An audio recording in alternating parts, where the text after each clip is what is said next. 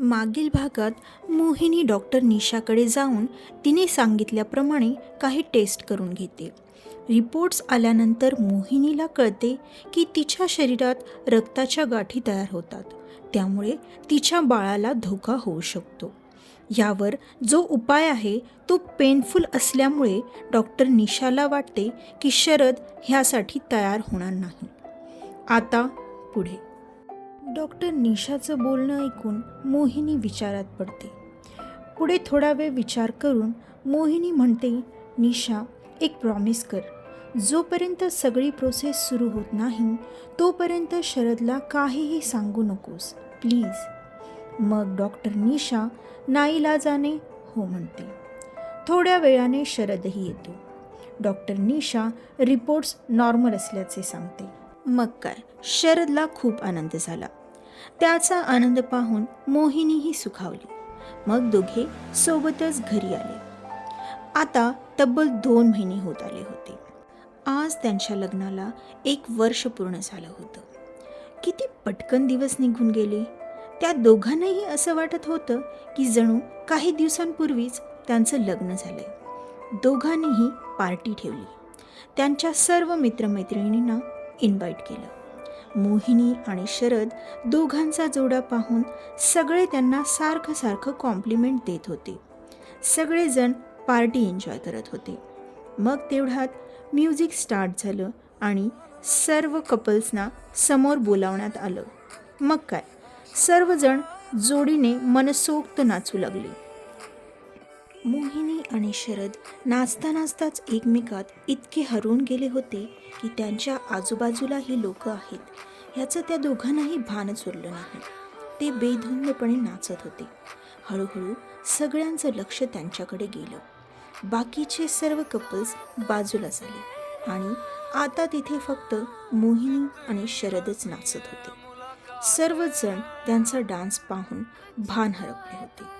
मग म्युझिक बंद झालं आणि सर्वजण जोरजोरात टाळ्या वाजवू लागले.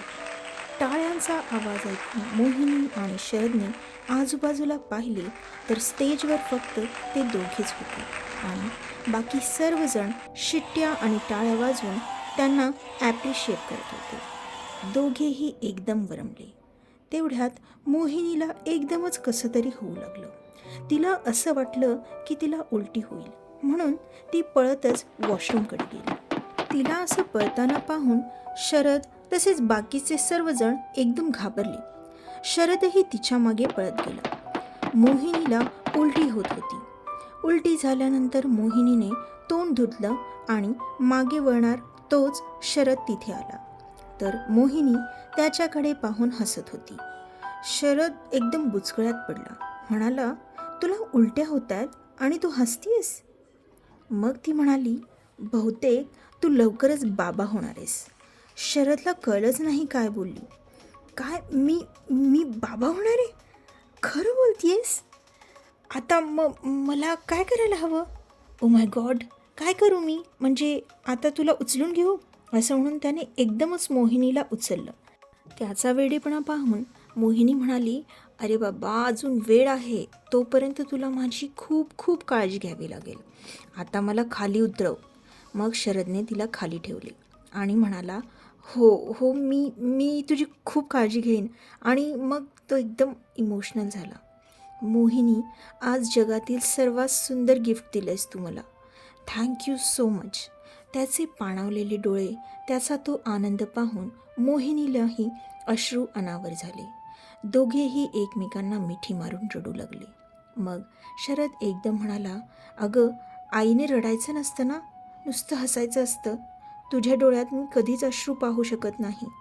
मोहिनी, चल, ही गोड बातमी आपण सर्वांना सांगूया. सगळेजण ह्याची वाट पाहत होते. मग दोघे स्टेजवर जाऊन सांगतात. त्यांचं बोलणं ऐकून सर्वजण पुन्हा जल्लोष करू लागतात. तिथे आई बाबाही असतात. त्यांना तर काय बोलावं हे सुचतच नाही.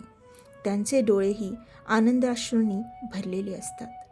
ते मोहिनीजवळ जाऊन तिला खूप आशीर्वाद देतात. हा क्षण सर्वांसाठी सोनेरी क्षण होता. थोड्या वेळानंतर पार्टी संपते आणि सर्वजण आपापल्या घरी जातात. शरद आईबाबांना जाऊच देत नाही. त्यांना म्हणतो, आतापासून तुम्ही इथेच राहा. त्यांचं बोलणं ऐकून आई म्हणते, शरदराव, मुलीच्या घरी राहणं हे बरोबर नाही. शरद लगेच म्हणतो, पण तुम्ही तर मला दत्तक घेतलंय. या नात्याने तुम्ही माझेही आईबाबा आहात. तुमच्या उतारवयात तुमच्या मुलाने तुमची जबाबदारी उचलली पाहिजे.